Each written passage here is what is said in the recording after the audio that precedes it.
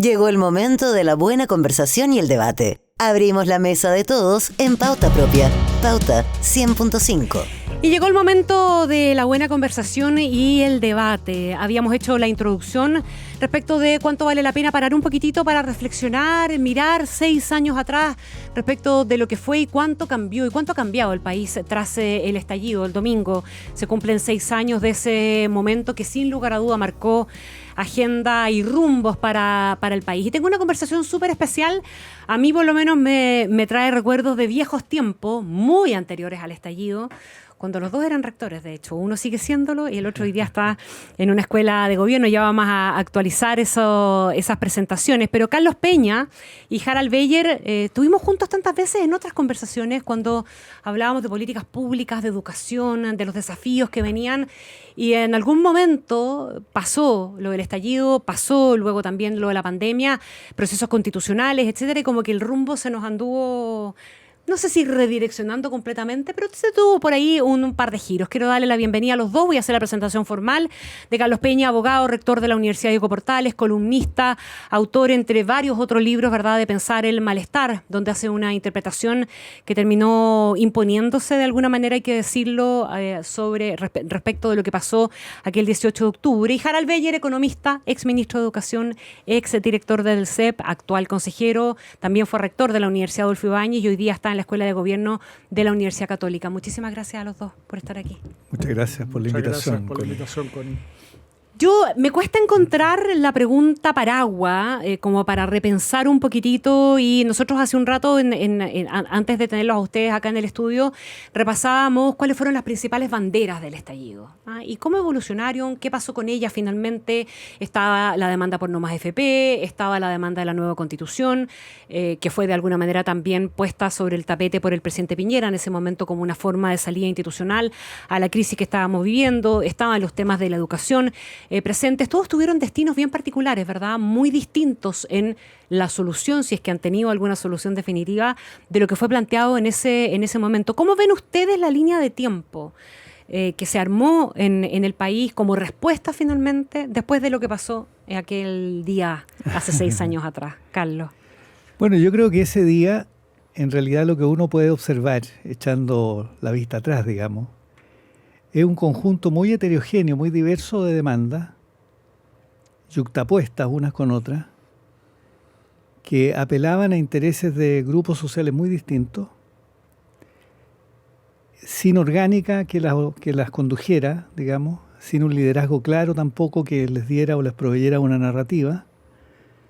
Y lo que ocurrió, me da a mí la impresión, mirando para atrás, es que ese conjunto heterogéneo de demandas que de pronto afloraron en la esfera pública, sin orgánica y sin conducción, como digo, intentaron ser resueltas por un camino que era flagrantemente absurdo y que era la creencia que un cambio constitucional podría poner remedio o ser una terapia, una suerte de resultado o de solución más bien de ese conjunto de problemas. Uh-huh.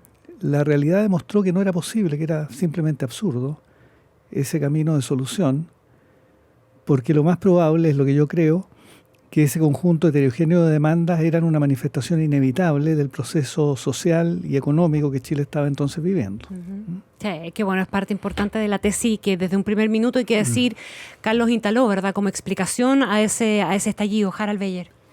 Yo sigo creyendo que esto fue lo que se denomina un cisne negro, o sea, un evento inesperado, raro, y como todo cisne negro genera interpretaciones que están llenas de sesgo de confirmación.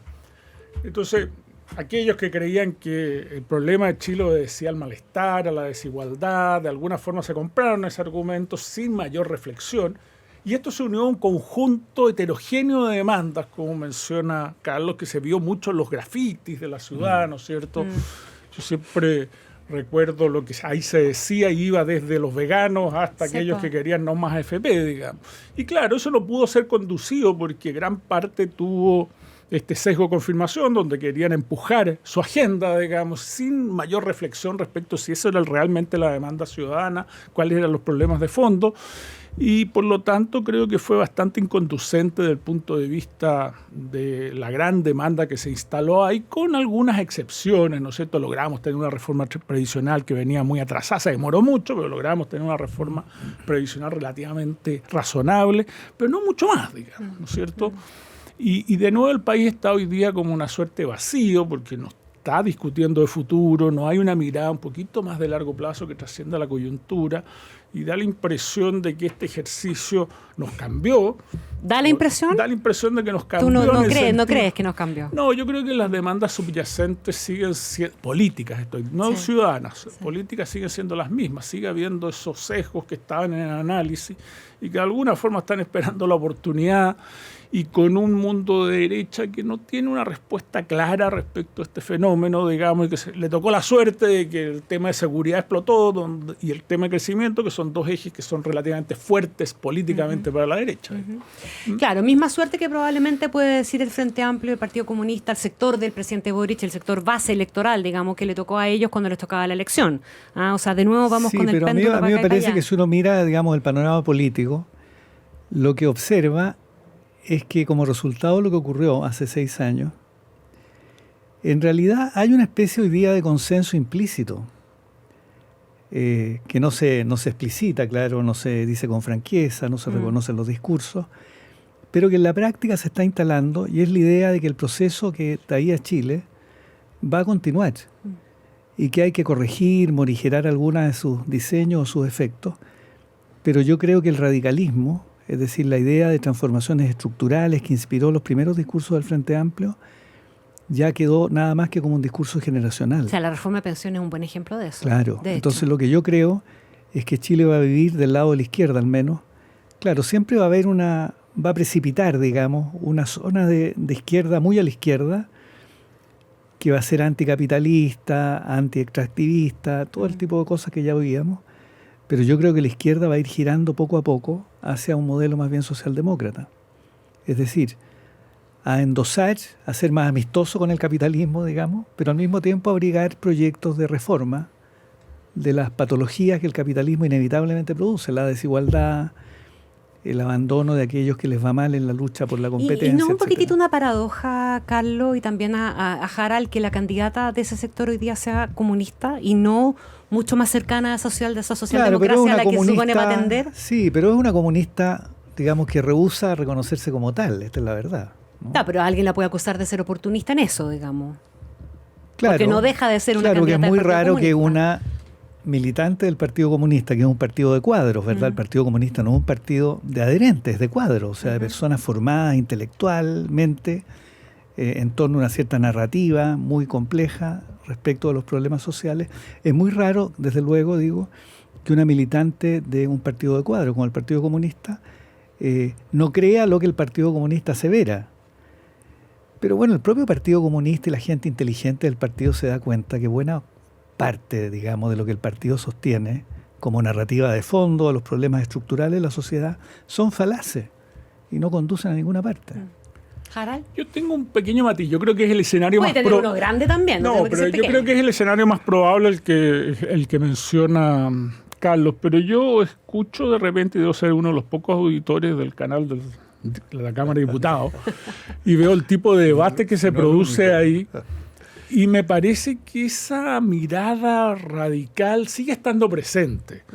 Y por lo tanto va a depender mucho de la interpretación que haya de los futuros resultados electorales, de cómo finalmente se vaya, por así decirlo, encajonando políticamente este sector de izquierda, digamos. Yo creo que es el escenario más probable. Pero en el mundo, si uno mira lo que está pasando un poquito en Francia, uno ve que la izquierda más radical es la que está teniendo más fuerza. En Alemania es bien discutible cuál de las izquierdas está teniendo más fuerza. En España el Partido Socialista ha tenido una deriva hacia una posición más radical, creo yo. Entonces es bien discutible. En Inglaterra no ha pasado eso. En Inglaterra ha ido una posición más socialdemócrata tradicional, por así decirlo. Entonces yo creo que hay que esperar todavía un poco para tener un juicio definitivo. Yo entiendo que los dos comparten la visión, ¿verdad?, de esta crisis de reconocimiento, no solo de ingresos, que de alguna manera instaló o la paradoja del bienestar, ¿verdad?, de la tesis de Carlos. Pero me gustaría entender cómo aplicarla al momento que estamos viviendo hoy día, con un electorado que parece inclinar su balanza más hacia la derecha, básicamente por un tema de agenda. La agenda que está mandando, como tú decías, Jara, la agenda del crecimiento y la agenda de la seguridad. Y hay gente que declara que incluso está dispuesta a renunciar a grados de libertad, justamente para poder tener a cambio mayor seguridad y eventualmente, bueno, tiene más que ver con el tema de la seguridad, pero eventualmente en otras cosas también. ¿Cómo aplica esa misma lógica? Porque no es que nos hayamos cambiado de la paradoja del bienestar a otra paradoja, digamos, seguimos probablemente insertas en la misma. Bueno, yo creo que esa realidad que uno ve hoy día en las preferencias políticas confirma lo que yo digo. Uh-huh. Porque cuando la sociedad se moderniza y se individualiza, o sea, experimenta procesos de individuación muy radicales, las preferencias de las personas y la identidad de las personas se independiza, se desancla, se independiza de la estructura social. Entonces las viejas formas de leer la política, creyendo que el clivaje era una especie de vínculo indisoluble entre la preferencia política y la posición en la estructura social, por ejemplo, que era la vieja tesis de la ciencia política que se mantuvo hasta entrada la década del 70, nada menos. Eso se ha abandonado. Hoy día la gente no tiene conciencia de clase. No hay lucha de clase, hay lucha por el estatus mediante el consumo, ¿no? Esto es lo que vemos en realidad. Entonces, en un mundo así, no es raro que las personas tengan preferencias políticas desancladas totalmente, que los clivajes de la política cambien muy rápidamente también. En función de sus necesidades, en el fondo. En función de sus necesidades. Y no es raro, en consecuencia, que haya ocurrido lo que ha ocurrido en Chile. Repasémoslo brevemente. Por vez primera, en el siglo XXI, la derecha ganó 2 veces por vía electoral, con triunfos muy notables. La segunda vez que obtuvo el triunfo con Piñera, con un triunfo resonante, a los 18 meses vino la revuelta. Luego de eso vino, ¿verdad?, la idea de un cambio estructural profundo, radical de la sociedad chilena que se promovió en la primera convención constitucional para acabar en donde estamos. ¿Y dónde estamos? Bueno, en el umbral de un tercer gobierno de derecha, algo que nunca había ocurrido en la historia política moderna de Chile. Este es el hecho fundamental, sí, me claro, parece a mí. sin duda alguna. Jara. Sí, yo le agregaría a eso un problema que yo creo que es bien fundamental. Yo creo que nosotros estamos viviendo una situación en la cual el orden político chileno está en decadencia, producto de estas transformaciones culturales, económicas y sociales que y cuando yo digo orden político lo estoy pensando en el sentido de los politólogos. Ajá. O sea, estoy pensando en Estado de Derecho, estoy pensando en la capacidad del Estado de resolver los problemas y en el funcionamiento de la democracia. Esos son como los 3 ejes del orden político más tradicional, como lo ven los politólogos. Y si uno mira, por ejemplo, no sé, la última encuesta de la OECD sobre confianza, la confianza en el sistema judicial está el país lejos más abajo. Sí. La confianza en el Estado, también, sí, en el servicio civil, lejos lo más abajo. Además, baja confianza en el gobierno y baja confianza en el Parlamento, que ya lo sabíamos, digamos. Y eso entonces, aquí yo me cuelgo un poquito de Montesquieu, digamos, que tuvo tanta influencia en la primera Declaración de Derechos Humanos, donde seguridad es uno de los 4 derechos fundamentales para Montesquieu. Y yo creo que lo que percibió la gente, la población, es que el Estado no estaba cumpliendo funciones básicas, digamos, uno de estos derechos fundamentales, y eso ha vuelto una demanda, ¿no es cierto?, sobre el sistema político de resolver este esquema antes de resolver otras cuestiones. ¿Te fijas? Porque creo que Montesquieu en su momento fue muy visionario y eso de alguna forma está viviéndose en Chile hoy día. O sea, un Estado inefectivo, una democracia que no está funcionando bien y un Estado de Derecho que está cuestionado desde el punto de vista de su funcionamiento, de cómo la justicia está operando, y eso genera un clima, creo yo, que es complejo, digamos. Entonces, y esto tiene mucho que ver con las transformaciones económicas, sociales y culturales que ha vivido el país. El orden político no se ha reformado para acompañar esas transformaciones. Entonces ahí es donde se está produciendo, yo creo, que el gran cuello de botella, por así decirlo, el progreso del país. Y digamos, la crisis de angustia que nos provoca todo eso, porque déjeme recordar que estamos conversando con Carlos Peña y con Harald Beyer en una reflexión a propósito que estamos a días de los 6 años del estallido, con el país inmerso además en un contexto electoral. Una reflexión que obviamente vale la pena hacer. Digo angustia porque yo no sé la cantidad de veces que hemos hablado de esto y con ustedes también lo hemos hecho en el tiempo, digamos, ¿verdad? De la necesidad de cambiar el sistema político, de fortalecer las instituciones, de cambiar la confianza, etcétera, etcétera. El estallido uno hubiera pensado, y los procesos constitucionales también, que podrían haber servido para eso, pero lamentablemente no. Entonces la gran pregunta es ¿de qué manera se manifiesta, si es que hay espacio para que se manifieste de nuevo algún tipo de crisis? No estoy hablando de un estallido 2.0 ni mucho menos, pero el aire encuentra por dónde arrancar en algún momento, digamos. ¿Qué piensan ustedes de eso, Carlos? Yo la verdad que no veo tanta conflictividad latente en Chile. ¿No? Fue suficiente por un rato, digamos. Yo creo que lo que ocurrió en octubre del 19 tiene una dimensión, lo he dicho muchas veces y la gente se ha reído de lo que dije, pues lo digo seriamente, una dimensión carnavalesca, digamos, repentina, de pulsiones que de pronto estallaron. Pero yo no creo que sea el síntoma, digamos, de una fractura profunda de la sociedad chilena. Hay mucho de profecía autocumplida en lo que ocurrió. Los cientistas sociales en Chile auguraron durante largo tiempo que el gran problema de Chile era un problema de cohesión social, ¿no? De desigualdad lacerante, de falta de reconocimiento de las mayorías. Este fue el diagnóstico que se generalizó en Chile. Sí. Y de alguna manera lo que ocurrió con octubre del 19 es una profecía autocumplida de ese diagnóstico. Pero que a mí siempre me pareció un diagnóstico exagerado, que no se condecía, digamos, con las transformaciones que Chile estaba experimentando. Sí. Yo me acuerdo haber conversado alguna vez, Harald, cuando estabas en el Centro de Estudios Públicos, de esas láminas del CEP que daban cuenta de que la gente, el temor que tenía era no tener cómo caer de espaldas de repente. Mucho antes, finalmente, del estallido. Pero mi pregunta no apuntaba necesariamente a un quiebre de esa naturaleza, sino a por dónde arranca el aire de esta crisis institucional o esta falta de reestructuración, ¿verdad?, de modernización del Estado y la política que no llega. Y hoy día probablemente estamos a puerta de un gobierno, si las encuestas tienen razón, y es José Antonio Kast el que gana, de una configuración que uno pudiese decir es bien parecida a la que tuvo el gobierno de Boric cuando se instaló, con inexperiencia, ¿verdad?, con un quiebre brusco de eje, etcétera, etcétera. Claro, pero si son ciertas las pocas encuestas que hay disponibles a nivel regional, es muy probable que cualquiera que sea el gobernante de derecha que llegue al poder va a contar con una mayoría parlamentaria. Eso es un escenario distinto para la derecha. Nunca un gobierno de derecha ha tenido mayoría parlamentaria. Incluso ningún gobierno de centro izquierda ha tenido mayoría. Salvo Bachelet en su segundo periodo, y que la perdió rápidamente la mayoría, sí, por los problemas que tuvo, digamos, ¿no es cierto? El caso Cabal.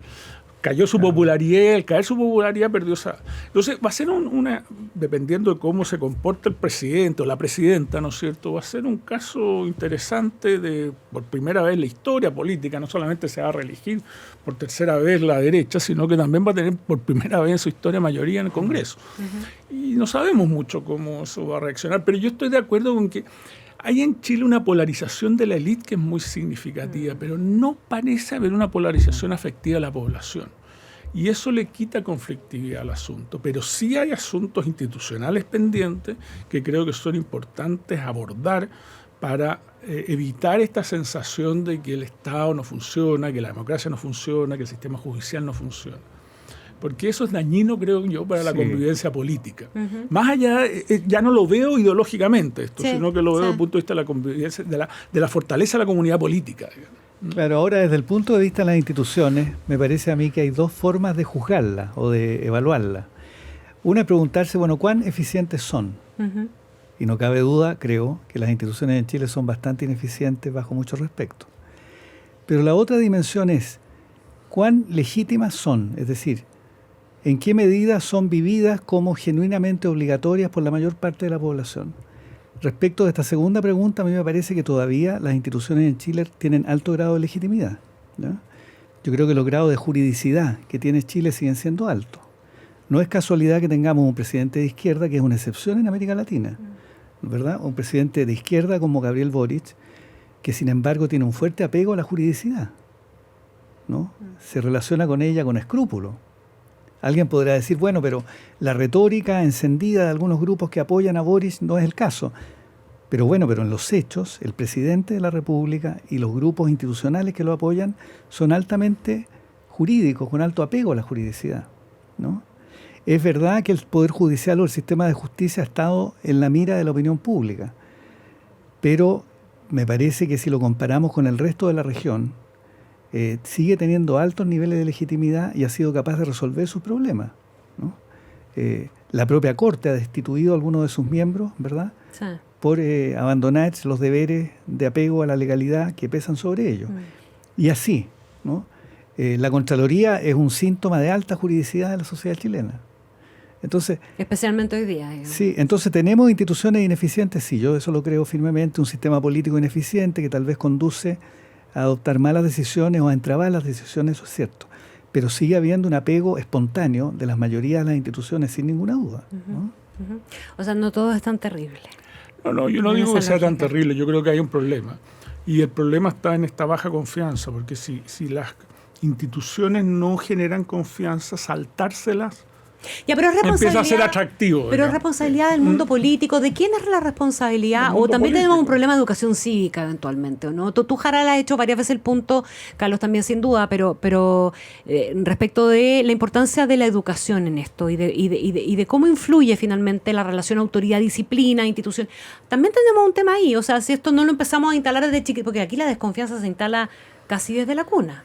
No solamente es un tema de responsabilidad del mundo político, sino que también tenemos un tema de formación, ¿o no? No, por supuesto. O sea, yo creo que, a propósito del libro de Carlos que acaba de salir de las humanidades, nosotros no tenemos una capacidad de reflexionar sobre lo que somos como seres humanos en nuestro país. Los estudiantes están, si uno mira las pruebas como PISA, que tratan de medir pensamiento crítico un poquito más sofisticadamente que otros instrumentos que nosotros tenemos en Chile, vemos que nuestros resultados son muy pobres.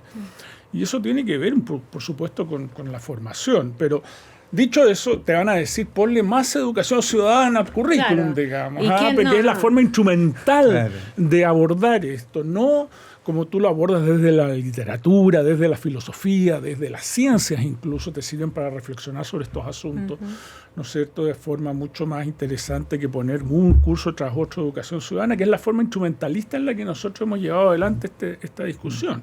Entonces a mí me parece que el mundo político, en general los liderazgos políticos, empresariales, sociales, tienen mucho que decir en esto. De acuerdo. Y la academia también. Y también. Los académicos también. Claro, lo que hay, creo yo, respecto de esa crisis que tú mencionas, Connie, es que todas las agencias socializadoras, aquellas donde las personas adquieren una cierta orientación normativa respecto de su comportamiento, la familia, la escuela, el ejército, el barrio, el sindicato, bueno, todas las agencias socializadoras tradicionales en Chile han entrado en crisis. Pero no es una crisis moral en sentido estricto, es una crisis social, que es inevitable en una sociedad que de pronto incorporó a las mayorías al bienestar. Es que olvidamos esto. Esta era una sociedad profundamente excluyente, ¿no? Millones y millones vivían en la pobreza. Lo que ocurrió luego de 3 décadas en Chile, los famosos 30 años, es que grandes mayorías históricamente excluidas se incorporaron a las rutinas del consumo, a la escolaridad completa, pusieron todo en su horizonte la educación superior. El automóvil, que es el bien estatutario por excelencia, como dicen los sociólogos, se masificó. Claro. Bueno, todo esto produce cambios en el comportamiento, evidentemente, ¿no? Es inevitable que esto ocurra. Vamos a pasar un largo periodo de transición, creo yo, en que las cosas se van a ir poco a poco asentando y las agencias socializadoras se van a restablecer. Pero esto toma tiempo, en esto no hay soluciones repentinas. Pero en todo esto... No un proceso constituyente que te pueda cambiar las cosas de un minuto para otro. Pero en todo esto las élites tienen un papel fundamental. Necesitamos minorías de excelencia que sean capaces, digamos, de orientar la conducta de los demás. Esto yo creo que ha faltado en Chile, ¿no? Las élites, las minorías, están anhelantes más bien de popularidad, temerosas de tener la razón. Los países funcionan cuando hay minorías que quieran tener la razón, ¿no? ¿Jaral? Claro, yo de nuevo, justamente estas transformaciones culturales, sociales que dice Carlos son las que necesitan producir los cambios institucionales para ir acomodando. Entonces ahí es donde está produciéndose la mayor brecha hoy día. Un ejemplo que es un poquito, no sé, pues, tal vez fuera de estas cosas que estamos hablando, pero cuando tú dices hay que refundar las policías, tienes otra discusión que cuando dices que hay que reformarlas, diga. Y probablemente las policías hay que reformarlas, ¿te fijas? Pero hay que reformarlas gradualmente. Pero cuando tú estás entre la discusión, refundar la respuesta es no hacer nada. ¿Te fijas? Y finalmente terminas inmovilizado institucionalmente. Eso pasa en general, el nombramiento de los jueces ahora, por ejemplo. Un ejemplo. Hay 2 o 3 propuestas bastante buenas dando vuelta, Pero hay alguien que dice que no hay que reformar, Y nos digamos, quedamos y nos quedamos paralizados y no reformamos. Entonces las instituciones no se van adaptando a estos cambios que requiere de alguna forma el país. Entonces, y ahí no hay liderazgo, te fijas, las élites no están cumpliendo su papel. Y en el mundo político tampoco. Por eso es que yo encuentro que el mundo político es parte de la élite. ¿Ah? Ahora, para cerrar el tema del rol de las élites, porque me parece que es una cuestión bien relevante, es bueno la mirada que ustedes tienen también respecto de cómo se han reconfigurado las élites en este país. Porque hemos tenido un cambio importante ahí, ¿no? Yo creo, sí. ¿Y con qué impacto finalmente en esta discusión? Bueno, depende de las áreas de la vida social de que se trate, ¿no? A mí me parece que desde el punto de vista, digamos, de la producción de intelectuales, hemos visto cambios importantes en las élites. Han surgido centros de opinión, centros de estudio muy diversos, donde una nueva generación más ilustrada de lo que era habitualmente está incorporándose a la vida pública y contribuyendo a configurar, digamos, la esfera pública. Y eso ha sido producto, creo yo, en buena parte de la educación.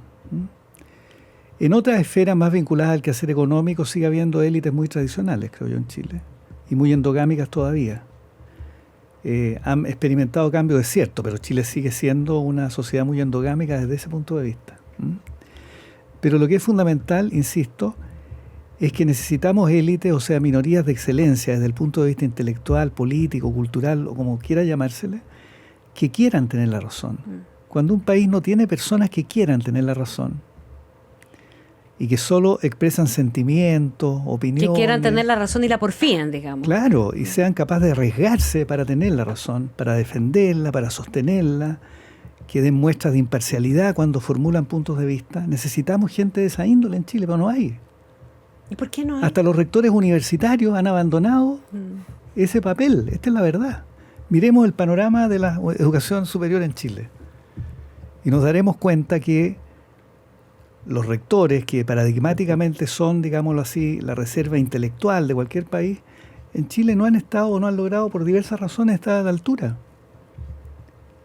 Se dedican a gestionar pequeños conflictos con los estudiantes, a emitir declaraciones vagas, pero reflexiones, ¿verdad?, comprometidas, con voluntad de tener la razón, expuestas en la opinión pública para moldear la esfera pública, no hay.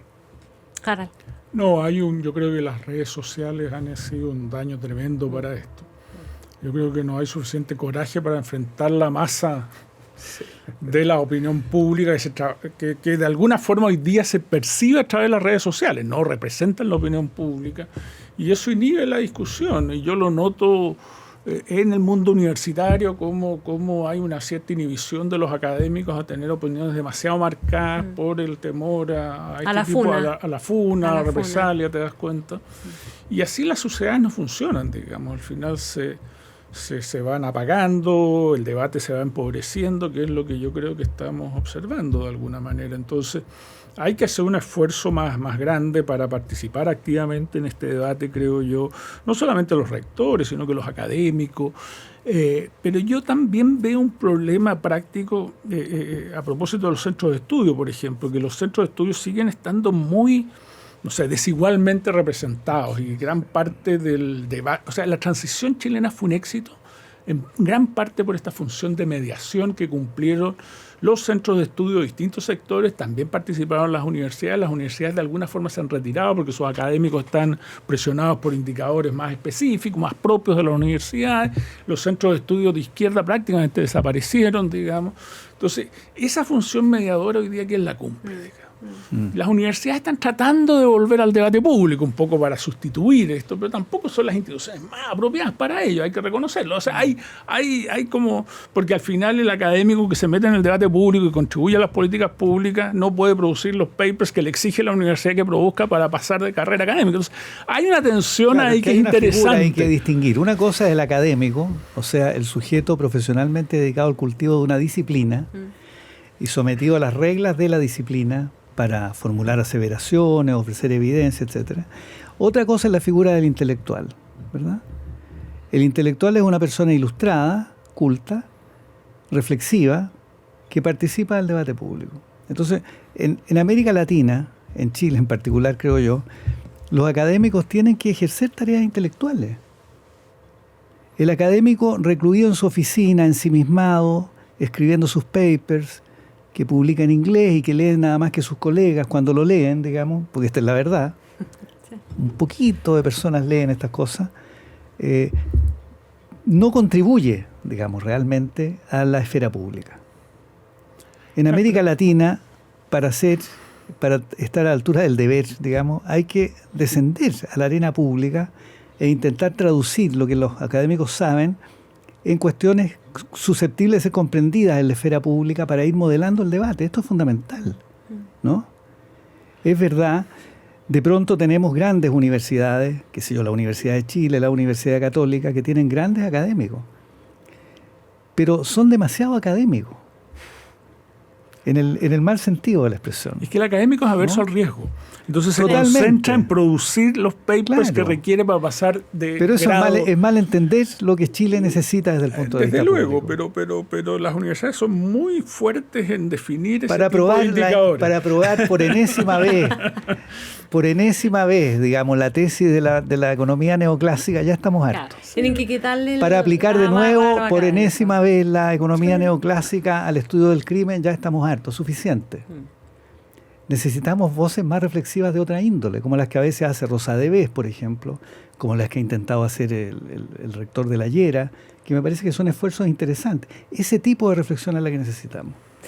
Déjenme, estamos conversando con Carlos Peña y con Harald Beyer a propósito de que estamos a días de los 6 años del estallido en un contexto bastante diferente, en definitiva. Yo al principio les planteaba a ustedes que al momento del estallido, y esto es una figura, es como realzar un poco lo que representó en su momento y cómo ha cambiado el panorama. El tema de las pensiones, el tema de las demandas estudiantiles, la deuda estudiantil, el famoso CAE, y la Constitución eran...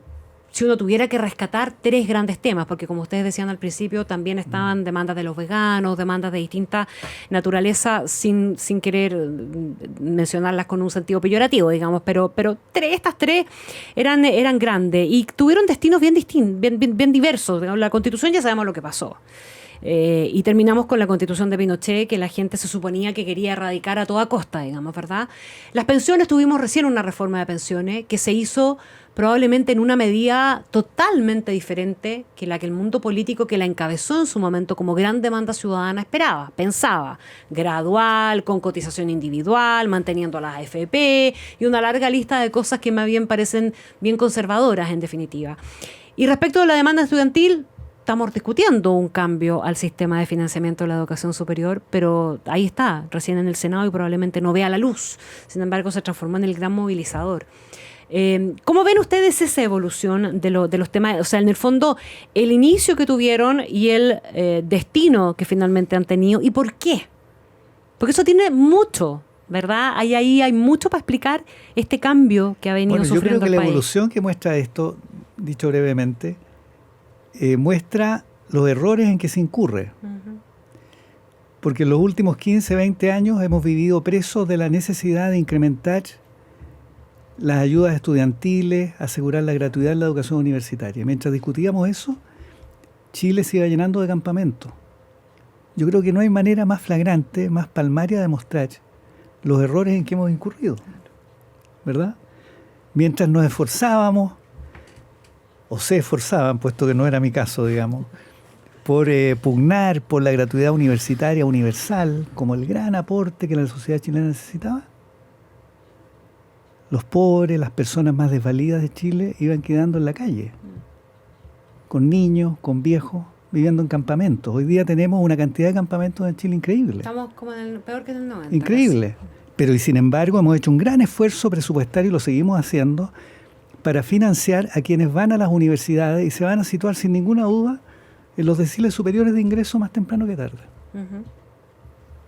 Y para aquellos que no puedan situarse ahí, hay mecanismos de protección, como son los créditos contingentes al ingreso. Entonces, no, yo creo que hemos equivocado las prioridades. Esto tiene que ver con la forma en que ascendió tan rápido este movimiento estudiantil, el Frente Amplio, ¿no es cierto?, que pidió, yo lo viví, digamos, educación gratuita pública. ¿Cómo olvidarlo? Educación gratuita pública y de calidad, y se hizo lo que se pudo, digamos. Ministro de Educación en el 2011 fue 2011, eso, en ese momento. 2012. E indudablemente creo yo que se equivocaron las prioridades, porque esto no avanza nada en igualdad de oportunidades, porque uno podría decir, mire, detrás de esto había el deseo de aumentar la igualdad de oportunidades, el acceso a la educación superior por los retornos de la educación superior que son altos, pero se hizo de una forma totalmente inconsciente. Acaba de salir el panorama mundial de la educación de la OECD que muestra que nosotros estamos estancados en primera infancia, donde se juega gran parte de la partida, 10 años con la misma cobertura entre 3 y 5 años, mientras los demás países están avanzando. Países como España tiene casi 100% de cobertura en esa edad, produciendo mucho mayor igualdad de oportunidades de lo que nosotros estamos haciendo con estos millonarios gastos en educación superior. Sí, hay cosa de ver el presupuesto de educación y cuánto es lo que va de gratuidad y cuánto es lo que va al resto. Luego la reforma previsional, lo que curiosamente pasó fue que la gente empezó a pedir que la plata vaya a su cuenta individual, no quería reparto, digamos, que era algo que se podía haber predicho, digamos, y que la reforma iba a terminar en algo como lo que terminó, digamos. Entonces, de nuevo, hemos perdido mucho tiempo para defender una posición que no tenía el apoyo ciudadano, y perdimos mucho tiempo, creo yo, en esa dimensión, y hoy día salió afortunadamente una reforma relativamente razonable y provechosa para el país. Y en los otros temas no hemos avanzado por estos errores de diagnóstico, porque si uno consume tanto dinero en educación superior, fíjese usted que estamos gastando 2.700 millones de dólares en gratuidad y 400 millones de dólares adicionales en de alguna forma pagar el CAE, las garantías del CAE, porque la gente no estaba pagando ese crédito. Y probablemente este proyecto, que tiene elementos positivos, tiene otros muy negativos, no se va a aprobar. Entonces vamos a quedar en una situación muy complicada desde el punto de vista. Pero mientras tanto, el panorama urbano del Chile que creíamos haber dejado atrás, de los campamentos, de gente que vive sin alcantarillado, sin agua potable, ese reasoma, con niños en medio del barro, hoy día existe de nuevo. A mí esto me parece una irresponsabilidad mayúscula realmente. La revisión de la cifra de pobreza indica que 22% de la población está en pobreza. Esa es la verdad, si no hemos creído el cuento. Y los niños y jóvenes van a estar con niveles mucho más altos, superiores al 30%. Y me imagino que se habrán dado cuenta que el tema pobreza no es un tema de la campaña electoral. No lo es. No lo es. Y el debate de vivienda se centra en si se demoramos más o menos en la reconstrucción de una catástrofe más que en estos otros temas. Yo sé que esta es una pregunta que puede sonar un poquitito obvia, pero no puedo dejar de hacerla. ¿Ustedes ven riesgos de, comillas, repetición de algo equivalente al estallido? No digo igual, de algo equivalente, porque puede tener otra. Yo les hablaba un poquito de esta idea como la olla a presión que necesita en algún momento tirar por algún lado. ¿Hay algún riesgo de repetición que se pudiese materializar? ¿Cómo, dirían ustedes? No, yo no veo, digamos. Oye, uno puede ser la apatía, la no participación, si el problema que, digamos, si uno piensa, claro, yo creo que lo que es previsible es que si gana un gobierno de derecha va a haber tentación de ciertos grupos de izquierda de ir por la acción directa, o sea, la acción de la calle para oponerse, para entorpecer, para protestar. Un estallido, es decir, esta idea de que la sociedad chilena tiene problemas de tal índole que acaba inflándose de malestar hasta que de pronto estalla, no, yo creo que eso no va a ocurrir. No hay motivo sociológico tampoco para que ocurra, realmente. ¿Jaral? Sí, no, yo le encuentro una muy baja probabilidad. Yo creo que va a haber más movimientos ciudadanos, sociales, digamos, producto de algunas cosas que no están resueltas, digamos, ¿no es cierto? Pero no creo que eso se traduzca en un estallido con el nivel de violencia que vivimos, con los incendios.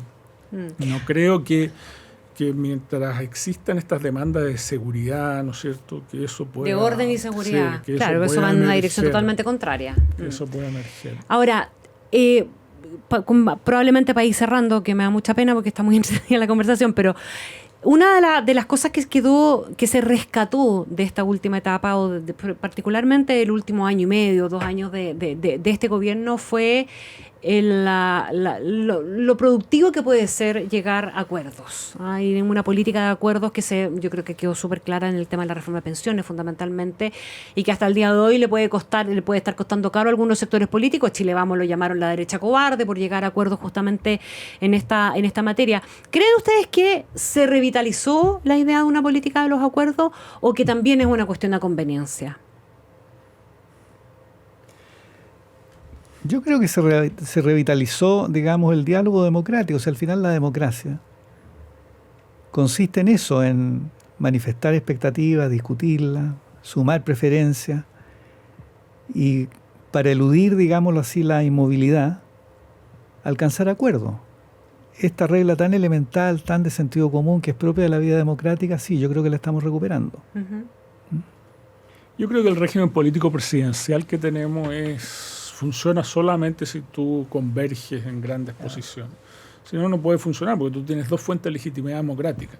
Si tú no logras acuerdo, nunca te vas a encontrar, digamos. ¿Te fijas? Entonces, como no tenemos mecanismos institucionales que incentiven el acuerdo en este régimen político, necesitamos estas convergencias políticas de cocina, por así decirlo, ¿no es cierto?, que hagan posible avanzar, porque si no tú te quedas frenado y la población va a ser cada vez más crítica, y yo creo que eso se aprendió de la incapacidad de avanzar, digamos. O sea, que el castigo a la incapacidad de avanzar es muy fuerte. ¿Creen ustedes de verdad que el mundo político entendió ese mensaje? Yo creo que sí, yo creo que sí. ¿Sí? ¿Sí?